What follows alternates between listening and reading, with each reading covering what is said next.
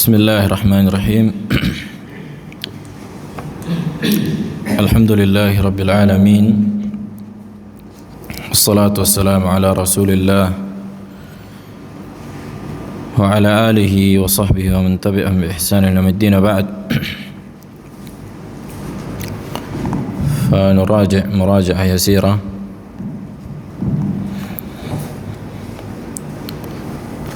فالدرس atau pelajaran yang kemarin tentang masalah isbat sifat al-yad lillahi tabaraka wa ta'ala, menetapkan sifat tangan bagi Allah subhanahu wa ta'ala. Nah, bahwa tangan Allah subhanahu wa ta'ala adalah tangan yang hakiki, yang sebenarnya. Nah, akan tetapi tangan Allah tidak sama dengan tangan makhluk, tidak sama bentuknya, bagaimananya hakikat dari sesuatu tersebut. Nah, dan sudah kita sebutkan bahwa wajibnya menetapkan al-qadar al-mushtarak. Apa makna al-qadar al-mushtarak? Sebuah makna yang di mana antara seluruh makna tangan itu berserikat pada sebuah makna, kan gitu. Seluruh makna tangan berserikat pada sebuah makna. Nah, adapun kaifiyahnya, maksudnya makna zaid, makna yang lebih rinci, kaifiyahnya ini yang tidak kita ketahui. Nah, karena di antara mazhab orang-orang Asy'ariyah adalah mazhab at-tafwid. Mazhab at-tafwid, kata mereka, apa makna tangan? Allahu a'lam, kata mereka. Nah, kalimat apa makna tangan ini perlu dirinci. Apakah yang kalian maksud Allahu a'lam, enggak ada yang tahu, asal makna atau kaifiyah, kan gitu. Nah, bagaimana bentuknya, rincian dari tangan Allah itu, na'am, Allahu a'lam, kita enggak mengetahui. Tapi asal dari makna kata tangan itu kita ketahui maknanya, kan gitu. Nah, kalau kalian menolak makna asal makna tangan, maka kalian apa? Maka kalian jatuh pada penolakan sifat Allah. Tapi kalau kalian katakan Allahu a'lam, bagaimana makna yang sebenarnya, yang hakikatnya, maka kalian apa? Kalian jatuh kepada mazhab salaf. Makanya subhanallah, al-farq daqiq jiddan. Perbedaannya sangat-sangat litis, sangat tipis, kan gitu. Jadi kita menetapkan asal makna, kan gitu, asal makna. Akan tapi bagaimana Allah alam, khusus menjadi makna yang ada pada Allah, tidak menjadi konsekuensi Allah memiliki tangan sebagaimana konsekuensi makhluknya. Contohnya manusia, tidaklah manusia memiliki tangan kecuali tangan itu apa? Tersusun dari tulang, daging, dan urat dan seterusnya, kan gitu. Sementara Allah tidak demikian. Sementara Allah tidak demikian. Maka kita katakan Allahu a'lam, kan gitu. Sebagaimana Allah memiliki zat, memiliki fisik, kan gitu. Akan tapi kita nggak tahu bagaimana zat Allah, begitu juga kita tidak mengetahui bagaimana kaifiyah sifat Allah. Tapi asal makna tadi ada, nggak boleh ditolak. Makanya nggak boleh dikatakan bagaimana tangan Allah. Nah, kalau dikatakan, ditanya bagaimana, baru kita katakan Allahu a'lam. Tapi apa makna tangan, diketahui maknanya, jelas. Nah, makanya enaknya pakai papan tulis, ada dia qadar mushtarak sama qadar zaid. Tapi papan tulis masyghul. Maksudnya ini diketahui secara akal, gitu maksudnya. Karena kalau kita katakan kita nggak tahu makna tangan, kan Allah sebutkan di dalam Al-Quran bahwa Al-Quran itu wajib kita tadabburi, kan gitu kan. Afala yatadabbaruna Al-Quran, tidakkah kalian mentadabburi Al-Quran? Nah, apakah mungkin kita tidak, ketika Allah mengabarkan Allah punya tangan, mana mungkin makna tangan ini tidak diketahui gitu asalnya, kan gitu. Jadi gini, kata mereka, ketika makna tangan disandarkan kepada Allah, Allahu alam apa makna tangan di situ, katanya nggak tahu sama sekali. Kalau kita mengatakan Ahlus Sunnah, kita mengetahui asal maknanya, tapi ketika disandarkan kepada Allah, bagaimana bentuk yang ada pada tangan ini enggak kita ketahui. Tapi asal makna ini tetap ada gitu. Jangan ditolak asal makna, itu dia ungkapannya qadar mustarak, al-qadar al-mustarak. Ini jangan dihilangkan.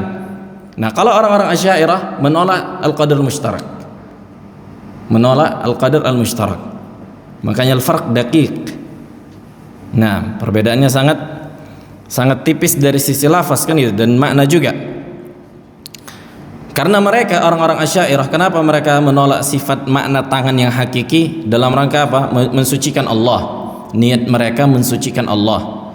Nah, mereka nggak mau Allah itu kayak makhluk. Nah, tapi niat mereka itu bagus mensucikan, tapi harus sesuai dengan apa yang dilakukan Nabi dan para sahabat. Nabi dan para sahabat tidak menolak makna tangan. Tidak menolak makna tangan.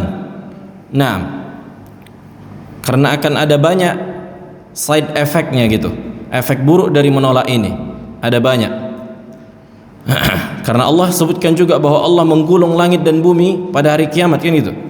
Was-samawati wal ard matwiyatun biyaminih.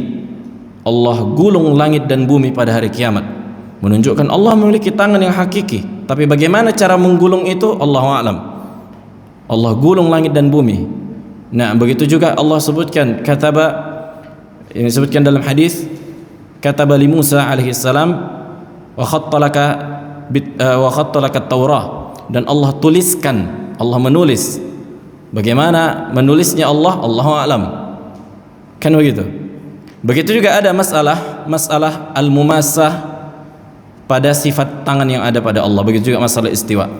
Nah, apa makna mumassah? Apakah ketika Allah misalnya menulis Taurat kan gitu, begitu juga disebutkan dalam hadis bahwa Allah menanam surga Aden dengan pohon. Nah, Allah tancapkan pohon-pohon di surga Aden. Nah, begitu juga Allah menyentuh punggung Nabi Adam, wa masaha dhahra Adam wa akhraja dzurriyyatan. Kan gitu. Kemudian Allah katakan, wa hadza li ahlil jannah wa hadza li ahlin nar wala ubali. Nah, ini untuk penghuni surga, ini untuk penghuni neraka, dan aku tidak peduli, kata Allah. Nah, apakah yalzam minhu mumassah? Apakah bersentuhan? Nah, di sini terjadi khilaf di antara para ulama. Sebagian mengatakan biduni mumassah, sebagian mengatakan bil mumassah. Tapi yang benar di sini adalah Allahu a'lam. Allahu a'lam. Kita cukup sampai di sini. Adapun kelaziman konsekuensi mumassah atau biduni mumassah, menempel atau tidak, maka ini nggak boleh kita perdalami. Cukup sampai di sini yang lebih tepat.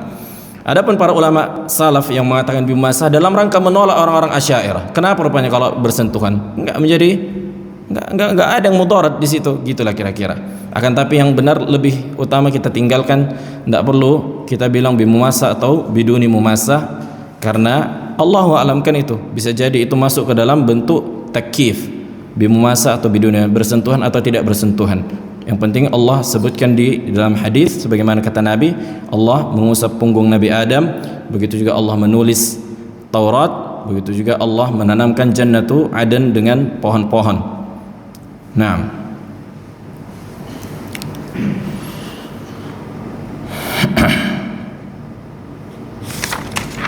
baik. Kemudian masalah takdir udah kita bahas kan, bahwa Allah Subhanahu wa taala telah mentakdirkan segala sesuatu. Bahkan tempat kembali manusia di surga atau di neraka sudah Allah Udah Allah tetapkan. Sebagaimana disebutkan dalam hadis yang banyak kan gitu. Ma minkum min ahadin illa kutiba alaihi maq'aduhu minal jannati aw minan nar. Naam. Dan tidaklah salah seorang di antara kalian kecuali telah dituliskan namanya si fulan finnar atau si fulan fil jannah. Nah, dan wajibnya beramal karena amal adalah di antara sebab seseorang masuk ke dalam surga, dan tidaklah seorang beramal kecuali dengan rahmat Allah. Jadi ini bantahan kepada orang-orang Asy'ariyah dan Mu'tazilah. Ini juga sudah kita bahas sebelumnya.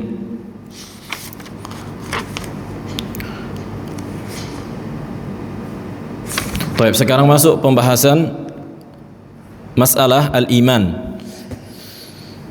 Masalah al-iman. كيف تقرأ أبا الدرداء معك الكتاب؟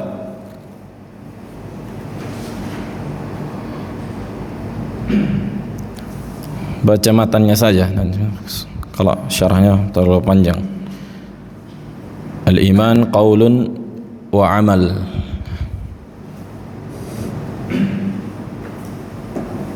Bismillah. Qala al-muallif wal iman qaulun wa amal wa huma siyani wa nidhamani wa qarinani la nufarriqu bainahuma. La imana illa bi amalin wa la amala illa bi imanin. Wal mu'minuna bil imani yatafadhalun wa bi sawrihi a'malihum mutazayidun. ولا يخرجون بالذنوب من الإيمان ولا يكفرون بركوب كبيرة ولا عصيان ولا نوجب لمحسنهم الجنان بعد من أوجب له النبي صلى الله عليه وسلم ولا نشهد على مسيئهم بالنار. أحسنت. قال الإمام المزني رحمه الله تعالى قال الإيمان قول وعمل. Nah, inilah definisi dari keimanan, bahwa keimanan itu terdiri dari ucapan dan amalan. Ucapan dan amalan. Ada banyak definisi para ulama tentang masalah keimanan, tapi semuanya berputar pada makna ini. Qaulun wa amalun. Sebagian lagi mengatakan qaulun wa amalun wa niyah, sebagaimana yang didefinisikan al-Imam Syafi'i. Tapi intinya berputar pada qaulun wa amal. Nah, jadi qaulun ini terbagi menjadi apa? Terbagi menjadi dua. Terbagi menjadi dua. Qaulul lisan wa qaulul qalb. Qaulul lisan, ucapan hati, dan ucapan lisan. Ucapan lisan dan ucapan hati. Jelas. Jadi ucapan itu imma di dalam hati atau dengan lisan. Kan gitu, ucapan hati dan ucapan lisan. Ucapan hati maknanya akidah, keyakinan. Ucapan hati maknanya apa? Akidah seseorang, keyakinannya kepada Allah dan seterusnya, kan gitu. Adapun ucapan lisan, maka jelas mengucapkan kalimat syahadatain. Kalimat dua syahadat ini wajib, bahkan rukun di antara rukun iman apabila seseorang mampu mengucapkannya. Begitu juga orang yang kafir ketika masuk Islam wajib mengucapkan apa? Kalimat dua syahadat. Jadi ucapan itu terbagi dua, ucapan hati dan ucapan lisan. Ucapan hati maknanya apa? Akidah, keyakinan, i'tiqad dan seterusnya. Dan ucapan lisan maknanya apa? Kalimat, mengucapkan kalimat syahadatain. Nah, kemudian amalan ini terbagi menjadi tiga. Terbagi menjadi tiga. Amalan hati, kemudian amalan lisan, dan amalan anggota badan.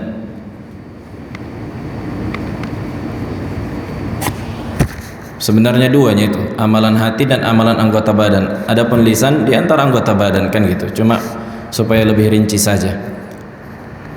Atau dalam tanda atau definisi yang lain, amalan terbagi dua, amalan zahir dan amalan batin, kan gitu. Amalan zahir dan amalan batin. Amalan batin itulah amalan hati. Seperti mencintai Allah, al-hub, al-mahabbah, pengagungan, at-ta'zim, al-khauf, rasa takut, at-tawakkul, bertawakal, dan seterusnya. Ada banyak amalan hati ditulis para ulama. Kemudian amalan lisan seperti zikir, tasbih, dan seterusnya.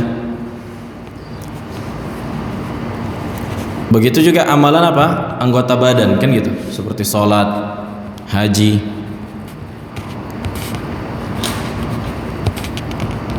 puasa.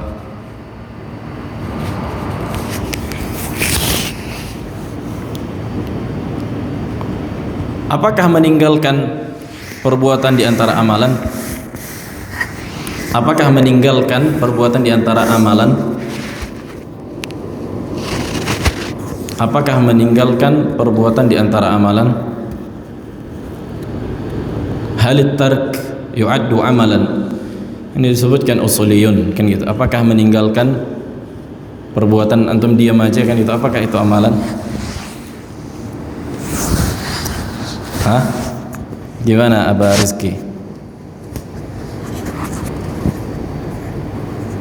Apakah meninggalkan perbuatan termasuk amal soleh gitu, amalan soleh? Allah alam. Nah, Aba Rashid, apakah meninggalkan amalan di antara perbuatan?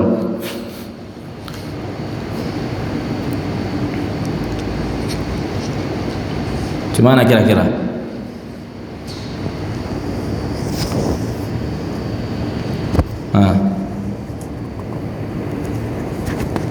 Naam, meninggalkan perbuatan di antara bentuk amalan. Contohnya apa? Shaum kan gitu. Shaum meninggalkan apa? Makanan, minuman, penghalang-penghalang atau pembatal-pembatal shaum. Begitu juga qaulaz zur wal amal bih. Ini jelas apa? Perbuatan. Nah, begitu juga dikatakan amalan itu perbuatan apabila terjadi dorongan di dalam hati. Contohnya orang pengen mau mabuk kan gitu, dorongan dalam hatinya kuat mau mabuk, kemudian ditinggalkan. Nah, bentuk dia meninggalkan itu kan dia melawan di dalam hatinya, melawan nafsunya. Itu diantara amalan juga. Itu diantara apa? Amalan. Nah, makanya sebagian ulama mengatakan di antara bentuk amalan adalah amalan at-tarkiyah katanya. Bentuk meninggalkan amalan tarkiyah. Baik. Kata beliau di sini wahuma siyan. Siyan itu sawa. Bentuk musanna dari sawa. Artinya qaulun wa amal, dua-duanya iman begitu. Dan orang-orang Murji'ah menyelisihi Ahlus Sunnah dalam perkara ini. Kalau orang Murji'ah kata mereka iman itu cukup di dalam hati. Orang-orang Murji'ah mengatakan iman itu cukup di dalam hati. Kalau Murji'ah kontemporer sekarang itu banyak itu. Di kampus-kampus kan mengajarkan itu. Iman itu cukup dalam hati kata mereka. Nah, di kampus-kampus umum itu sering itu kita dengar bahwa mereka apa? Mempelajari kalau iman itu cukup dalam hati. Amalan itu hanya apa? Hanya penyempurna saja gitu. Walaupun tidak beramal ya nggak masalah. Nah, maka ini keyakinan Murji'ah. Maka ini keyakinan apa? Murji'ah. Dan ini tidaklah benar. Nah,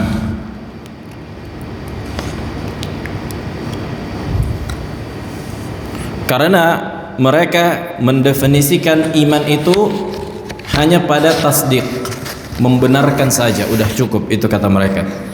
Cukup membenarkan saja. Dan ini dibantah oleh Syekhul Islam Ibn Taimiyah dalam Kitabul Iman. Memang benar secara bahasa makna iman itu tasdik, kan itu makna iman itu secara bahasa tasdik. Tapi ketika Allah menyebutkan dalam Al-Quran dan Sunnah, maka bukan hanya secara makna bahasa, tapi ada makna syariat. Dan tasdik pun membenarkan bukan hanya dalam hati, tapi dengan amalan. Makanya disebutkan dalam hadis al-ain tazni kan gitu, wal udhun tazni. Mata itu berzina, tangan itu berzina, sampai pada kemaluannya wal farju yusaddiquhu aw yukadzibuhu. Nah, sampai pada tingkat kemaluannya lah yang membenarkan yusaddiquhu aw yukadzibuhu. Berarti perbuatan juga bentuk tasdik gitu, bukan hanya pada sebatas dalam hati. Kan itu, bahkan membenarkan juga dengan perbuatan. Bukan dengan hati, bukan cuma dengan hati gitu. Tapi juga dengan perbuatan.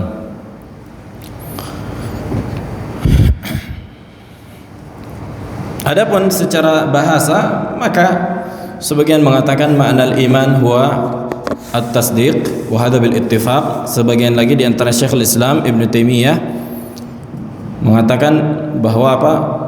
Iman itu al-iqrar, wa tuma'ninah, karena makna al-iqrar itu lebih dalam, lebih sempurna dibandingkan tasdiq.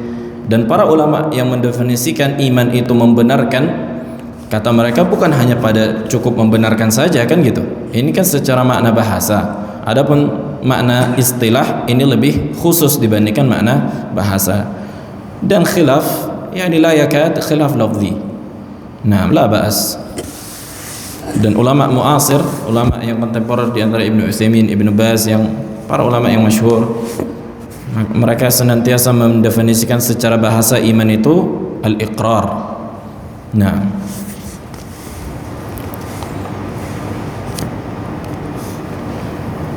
taib, kata beliau wa nidhaman wa qarinan, artinya ini iman ucapan dan perbuatan adalah nidhaman. Nidhamani maksudnya sebuah konsep atau sebuah apa?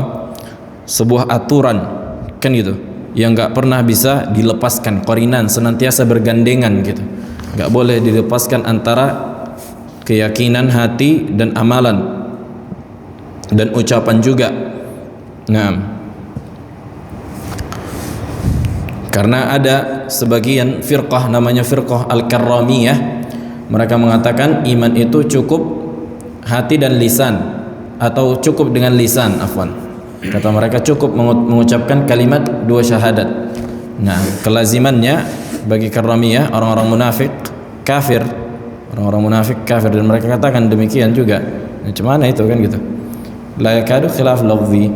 Taib, ala kullin, bahwa indah ahlu sunnah mengatakan iman itu apa? Ucapan dan perbuatan. Maka ucapan menjadi dua, ucapan lisan dan ucapan hati. Makna ucapan hati apa? Akidah. Dan amalan itu terbagi menjadi tiga: amalan hati, amalan lisan, dan amalan anggota badan. Qala la nufarriqu bainahuma, kita enggak membeda-bedakan antara dua perkara tadi, dan ucapan yang perbuatan. Artinya tidak sebagaimana Murji'ah, cukup hanya sebatas di hati, kata mereka iman itu. Qala la imana illa bi'amal, di sini beliau lebih tekankan lagi, artinya tidak diterima iman seseorang tanpa amalan. Nah, tidak diterima iman seseorang tanpa beramal. Wala amala illa bi imanin, begitu juga amalan seseorang tidak diterima sampai dibarengi dengan niat, kan gitu. Dan niat letaknya di hati, dan niat itu diantara bagian dari iman, sebagaimana yang dikatakan Imam Syafi'i, al-imanu huwa al-qaul wal amal wan niyah.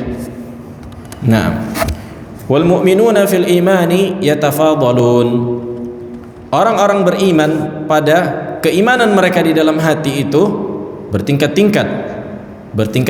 Jadi asal pembenaran mereka di dalam hati itu sendiri apa? Bertingkat-tingkat. Nah, ini menunjukkan apa? Manusia itu tidak sama pada keimanannya di dalam hatinya. Sebagaimana iman Abu Bakar, iman yang paling apa? Yang paling kuat dan yang paling tinggi setelah para nabi,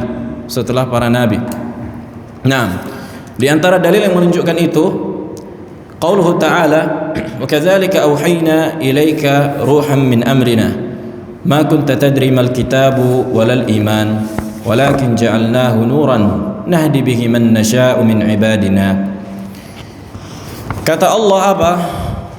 Dan begitulah kami wahyukan kepadamu wahai Nabi Muhammad alaihi wasallam, ruhan min amrina, yakni Al-Quran disampaikan kepada Nabi, kan gitu. Ma kunta tadri mal kitab walal iman, yang dimana sebelumnya engkau tidak mengetahui apa itu Al-Quran dan apa itu hakikat rincian dari keimanan. Nah, ini menunjukkan, kata para ulama, bahwa bagaimana cara menambah iman seseorang itu tergantung ilmunya juga, kan gitu. Bagaimana tingkatan iman seseorang sesuai dengan ilmu yang dia pelajari. Buktinya Nabi SAW sebelum diturunkan kepadanya Al-Quran, dan Al-Quran diantara ilmu, kan gitu, Nabi tidak sebagaimana imannya sebelum dan sesudah diturunkannya Al-Quran. Makanya kata Allah, ma kunta tadri mal kitab walal iman, sebelumnya engkau tidak mengetahui Al-Quran dan hakikat rincian dari keimanan. Bukan berarti Nabi SAW belum beriman. Nabi memiliki keimanan, akan tapi tidak sebagaimana setelah diturunkan Al-Quran. Tidak sebagaimana setelah diturunkan Al-Quran, bertambah dan semakin kuatlah keimanan Nabi SAW. Inilah makanya kata para salaf, najlis nu'minu sa'ah. Ayo kita duduk di majelis ilmu, kita tambah iman kita sejenak, kata para ulama. Kan gitu. Nah, ta'alu najlis, duduk kita di majelis ilmu, nu'min sa'ah, artinya kita tambah iman kita sejenak. Nah, karena menuntut ilmu di antara cara memperkuat dan menambah keimanan. Karena nggak mungkin seseorang bisa mengetahui hakikat yang gaib kecuali dari kabar yang datang dari Allah dan Rasulnya, kan gitu. Bagaimana mungkin kita beriman kepada Allah dan Rasulnya kalau kita nggak tahu kabarnya? Karena masalah gaib ini nggak bisa dikarang-karang, tidak bisa dikarang-karang, nggak bisa dimeditasi. Nah, sebagaimana orang-orang sufi yang bermeditasi, memperkuat iman dan seterusnya. Sementara Ahlussunnah memperkuat iman dengan mempelajari dan beramal. Nah, begitu juga Nabi SAW menjelaskan bahwa keimanan itu, ketika Nabi ditanya atau ketika Nabi bertanya, hal tadruna mal iman billah, Nabi berkata kepada para sahabat, tahu nggak kalian apa itu beriman kepada Allah? Apa makna beriman kepada Allah? Qalu Allah wa rasuluhu a'lam. Berkata para sahabat, Allah dan Rasul yang lebih mengetahui. Qala, berkata Nabi, al-imanu billah syahadatu an la ilaha illallah. Iman kepada Allah itu diantaranya beriman kepada Allah, yakni mentauhidkan Allah, tentang syahadat, bersaksi bahwa tidak ada ilah selain Allah. Wa anna Muhammadan Rasulullah, meyakini juga bahwa Muhammad alaihissalam adalah Rasulullah. Wa iqamus salah, dan mendirikan salat. Ini diantara bentuk keimanan dengan perbuatan, kan gitu, dan lisan juga dan hati juga. Wa ita'uz zakah, tuh, wa ita'u az-zakah, yakni membayar zakat, diantara bentuk aplikasi keimanan dengan anggota badan, kan gitu. Wa saum Ramadan, begitu juga saum, yang ibadah ini hakikatnya meninggalkan, kan gitu, meninggalkan makan dan minum dan seluruh pembatal saum. Wa antu'tu al-khumus minal maghnam, dan kalian memberikan 1/5 dari harta rampasan perang. Maka inilah hakikat dari keimanan. Naam.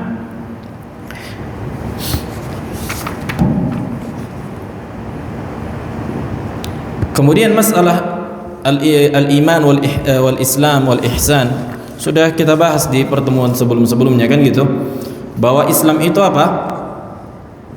Kadang-kadang didefinisikan dengan amalan yang zahir. Kalau dikatakan al-islam wal iman, Islam itu amalan yang zahir, kan itu. Ketika Nabi SAW ditanya oleh Jibril, mal Islam, kan itu, kemudian disebutkan apa? Rukun Islam. Nah, kemudian ketika ditanya tentang iman, amalan batin. Jadi kalau digandengkan antara Islam dan iman, maka Islam amalan zahir dan iman amalan apa? Amalan batin. Kalau digandengkan. Tapi kalau dipisahkan, misalnya seorang yang beriman, maka pasti dia apa? Berislam, kan gitu. Nah, begitu juga seorang yang Islam pasti memiliki asal keimanan, akan tetapi tidak dikatakan beriman yang maknanya sempurna keimanannya. Kadang-kadang makna keimanan itu, si fulan itu orang yang beriman, artinya orang yang sempurna keimanannya. Nah, sebagaimana disebutkan dalam ayat, qalatil a'rabu amanna, kan gitu. Qul lam tu'minu walakin qulu aslamna. Nah, berkata orang-orang al-a'rab, orang-orang badui, karena mereka memiliki asal keimanan tapi masih sedikit gitu, masih lemah keimanan mereka. Makanya Allah katakan, walakin qulu aslamna. Qul lam tu'minu, kalian belum beriman dengan sebenar-benarnya keimanan, akan tapi katakanlah kami berislam. Nah, inilah keyakinan Ahlussunnah membedakan antara iman dan Islam. Apabila disebutkan bergandengan Karena sebagian firqah tidak membedakan antara keislaman dan keimanan. Naam. Qala wa bi salihil a'mali hum mutazayidun. Nah, sebagaimana mereka bertingkat-tingkat pada hati mereka, keimanan mereka yang di dalam hati, kan begitu semua manusia kan bertingkat-tingkat keimanan dalam hatinya. Jangankan setiap manusia, keadaan hati kita dari pagi sampai sore itu bertingkat-tingkat. Jangankan setiap manusia, kan gitu. Keadaan hati kita itu tiap waktu itu berubah-ubah, bertambah dan berkurang, kan gitu. Jangankan tiap orang nih, kan gitu yang beda. Satu yang diri kita saja dalam keadaan dari pagi sampai kita tidur lagi itu bertingkat-tingkat. Kadang kuat, kadang lemah. Begitulah yang kita rasakan. Dan inilah yang benar, kan gitu. Nah, wa bi salihil a'mali hum mutazayidun. Tuh, dengan amal saleh iman mereka bertambah. Dengan amal saleh iman mereka bertambah. Wala yakhrujuna bidzunubi minal iman, dan mereka tidak keluar dari keimanan karena mengerjakan dosa. Selama dosa itu bukan apa? Dosa yang mengeluarkan mereka dari keimanan, kan gitu. Nah, seperti kufur dan syirik, ini di antara dosa. Akan tetapi maksud para ulama, maksud dzam di situ adalah duna al-kufur wa syirk. Duna al-kufur wa syirk, sebagaimana yang disebutkan dalam hadis, kan gitu. Man qala la ilaha illallah dakhala al-jannah. Siapa yang mengucapkan la ilaha illallah pasti akan masuk surga. Imma masuk surganya itu apa namanya? Dukhulan awwaliyan, kan gitu. Dia masuk langsung ke dalam surga, atau disiksa dulu di neraka sesuai dengan kadar dosanya. Apabila Allah enggak ampuni, kemudian bakal masuk juga ke surga. Jadi orang yang beriman tidak akan pernah kekal di neraka kalau dia masuk neraka. Makanya kata Nabi, man qala la ilaha illallah dakhala al-jannah. Kemudian para sahabat bertanya, wa in zana wa in saraq? Qala alaihi wasallam, wa in zana wa in saraq. Walaupun dia mencuri, walaupun dia berzina, na'am. Walaupun dia mencuri, walaupun dia berzina. Ini bantahan kepada orang-orang khawarij, kan itu, orang-orang khawarij. Tapi kita katakan bukan berarti memperingan dosa, enggak. Tapi yang jelas dia tidak akan pernah kekal di neraka kalau dia dimasukkan ke dalam neraka dan tidak Allah ampuni. Nah, dan orang-orang khawarij mengatakan bahwa apa? Mengatakan bahwa siapa yang melakukan dosa besar maka keluar dari keimanan. Mereka beristidlal dengan hadis la yu'minu la Masyal hadis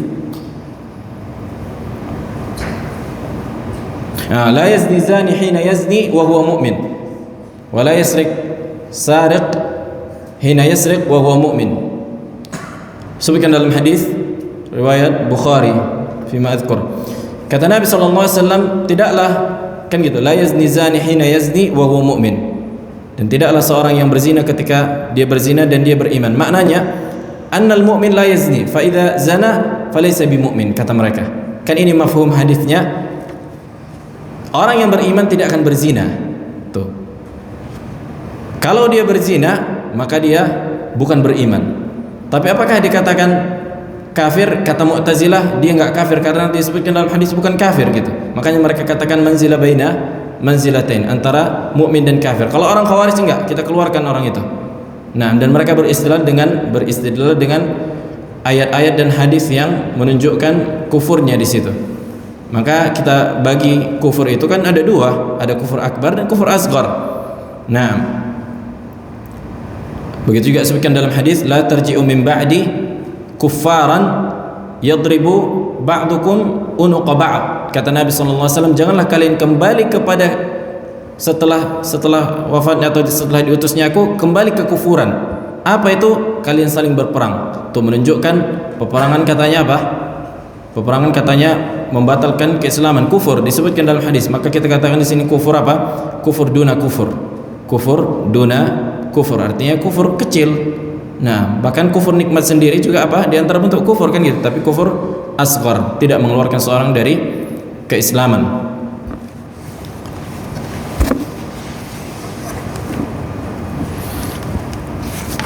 Ini masalah yang seterusnya. Dan dalil ada banyak kan gitu. Ada banyak sekali menunjukkan apa? Iman itu bertambah dan berkurang. Wa hadza bil ijma'.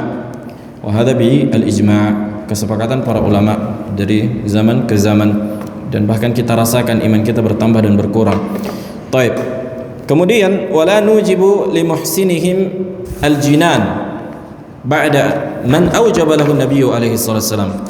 Begitu juga wala nashhadu ala musiihim bin nar. Masalah dikatakan syahadah.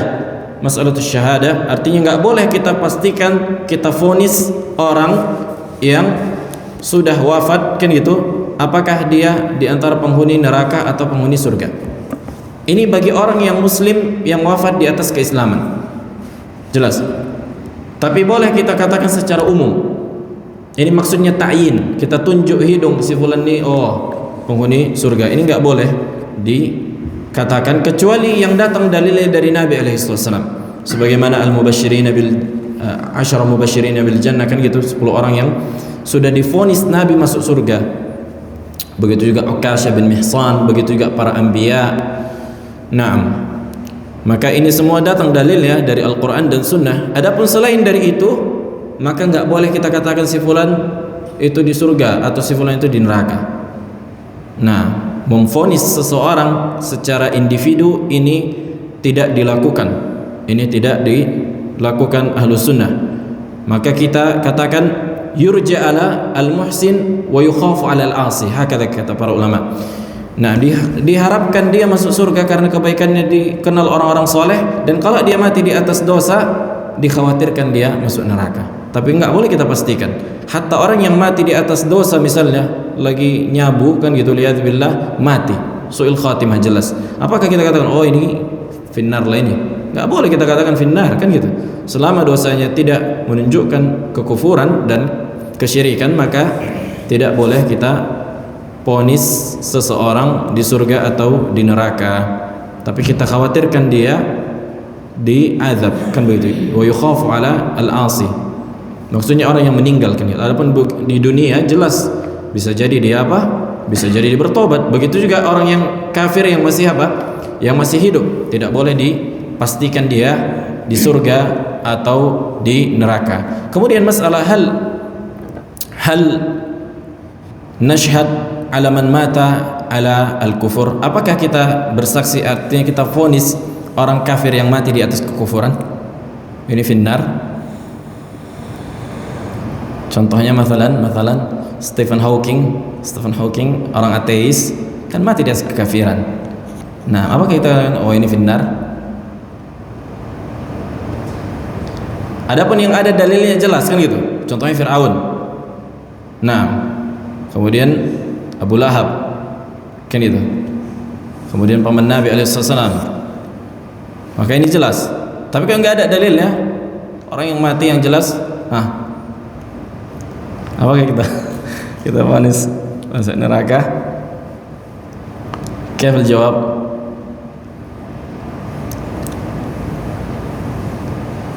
Dulu ana pernah membaca kitab Syekh Ibn Utsaimin rahimahullah di syarah Aqidah Ahlussunnah wal Jamaah, syarah beliau menyebutkan tidak boleh kita vonis orang yang mati yang di atas kekufuran yang jelas kekufurannya kan gitu.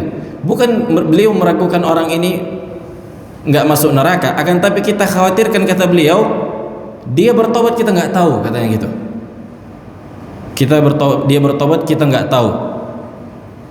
Kemudian anda tanyakan ke sebagian masyayikh kita, kata di antaranya mereka menjawab hadza laysa bisahih dan hadza fihi nadhar.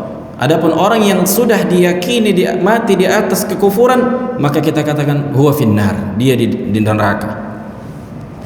Nah, karena kan beliau mengatakan khawatirnya dia bertaubat, kita nggak tahu. Tapi kalau kita tahu orang yang mati di atas kekufuran dan dia tidak bertaubat, maka mafhum dari kalam beliau apa? Tidak apa-apa kita mengatakan dia finnar, dia di neraka, dan kita yakini dia di neraka sebagaimana yang Allah katakan.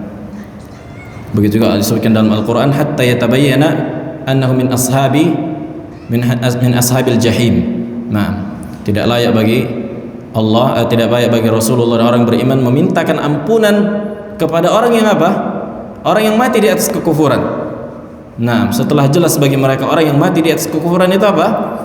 Di antara penghuni neraka. Dan inilah yang benar. Adapun orang yang mati, adapun orang yang Islam, ini masalah yang berbeda. Orang yang Islam, hukum asal muslim, kemudian dia apakah wafat di kemudian dia jatuh pada perbuatan kufur dan syirik masalan. Ini juga masalah yang pelik. Kan itu. Apakah kita vonis dia neraka atau tidak? Maka kembali ke hukum asal. Kalau kita yakini telah tegak hujjah baginya dan dia telah kafir, maka apa? Maka kita katakan dia di neraka. Tapi kalau kita enggak yakini, telah belum tegak hujjah baginya, kan itu al-asal kata para ulama baqaul Islam. Nah, al-yaqin la yazulu bisyak. Keyakinan tidak boleh dipindahkan atau diubah dengan keraguan-raguan. Nah, wa istishabul asl, hukum asal dia muslim, kemudian kekufuran itu syai'un arid wa tari', sesuatu yang baru datang terjadi. Nah, adapun kufar asliyin, orang kufar yang memang aslinya kafir, maka la syak apabila wafat kita ketahui dia tidak bertobat, maka wajib kita yakini kalau dia di antara penghuni neraka. Nah, adapun ucapan beliau wala nasyhad ala musihim binnar, udah kita jelaskan, kita enggak boleh memvonis seorang muslim yang wafat di atas dosa, kan gitu, kalau dia penghuni apa? Penghuni neraka.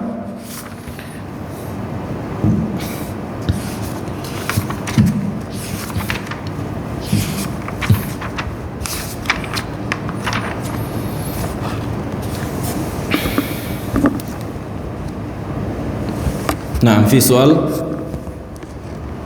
udah adzan belum? 2 atau kita lanjut? Soal ini pembahasan baru, pembahasan Al-Quran kalamullah dan terikat dengan yang seterusnya gitu, kalimatullah wa qudratullah wa na'tuhu ila akhirih. Nah, fi soal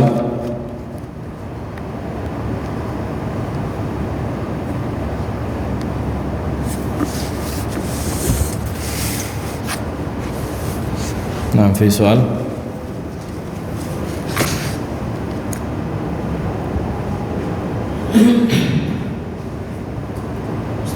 Nah, tafadhal.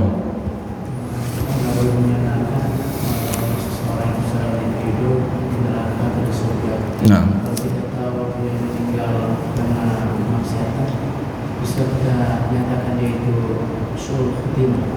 nah, su'ul khatimah, la syak bahwa itu diantara su'ul khatimah. Tapi kan tidak semua su'ul khatimah menunjukkan apa?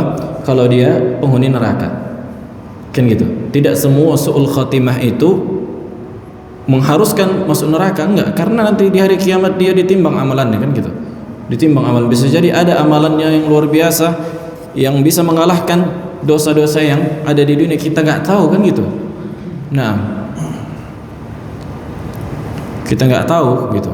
Tapi yang jelas dia dalam keadaan itu, nah, la syak bahwa itu diantara bentuk su'ul khatimah, akhir hidup yang buruk. Tapi itu dia kaidahnya, tidak semua su'ul khatimah itu apa? Mewajibkan seorang atau pelakunya itu kekal atau masuk ke dalam neraka. Nah, begitu juga sebagaimana husnul khatimah kata para ulama. Begitu juga sebagaimana husnul khatimah tidak bisa mewajibkan dia apa? Masuk surga, kan gitu. Kita nggak tahu, bukankah ada terjadi orang yang berjihad, kan gitu, yang dia tusuk dengan anak panah di lehernya, kemudian para sahabat wajabat kata para sahabat, oh ini masuk surga ini. Kemudian kata Nabi SAW, fa inna ahadakum la ya'malu amalan ahlil jannah hatta ma yakunu bainahu wa bainahu illa zira' fa yasbiqul kitab fa yadkhulaha. Nah, sebutkan dalam hadis, karena kita nggak tahu niat dia pertama, kan gitu. Misalnya meninggal waktu sujud salat, oh ini surga ini, nggak boleh. Kita nggak tahu dia niat dia dalam apa, salat itu untuk apa, entah riya, entah ikhlas, kita nggak tahu. Kemudian juga entah adanya dosanya yang lebih besar dibandingkan amal soleh yang dia lakukan, kita nggak tahu, kan gitu. Nah, maka inilah yang menunjukkan bahwa orang yang wafat di atas amal ibadah tidak kita katakan oh ini si fulan fil jannah, kan gitu. Begitu juga orang yang masuk ke dalam yang mati di atas dosa tidak kita vonis dia secara individu ini finnar, ini di neraka. Nah, tapi boleh kita katakan secara umum bahwa siapa saja yang beramal saleh, yang beriman, maka masuk ke dalam surga sebagaimana Allah sebutkan dalam Al-Qur'an dan sunnah, kan gitu. Kata Nabi, begitu juga kita katakan siapa yang melakukan amal buruk maka diancam dengan neraka. Adapun kekufuran dan kesyirikan jelas pelakunya di neraka. Nah, kemudian manusia yang apabila di atas keimanan kemudian melakukan kekufuran dan kesyirikan, maka dilihat keadaannya, apakah sudah tegak baginya hujjah atau belum. Kalau sudah tegak, maka dia di antara penghuni neraka kekal di dalamnya, waliyadzubillah, sebagaimana Allah katakan, innallaha la yaghfiru an yushraka bih wa yaghfiru ma duna dzalika liman yasha innahu may yushrik billah faqad harramallahu alaihi al-jannah wa ma'wahu an-nar wa ma lidh-dhalimin min ansar. Ya. خلاص أذن تفضل.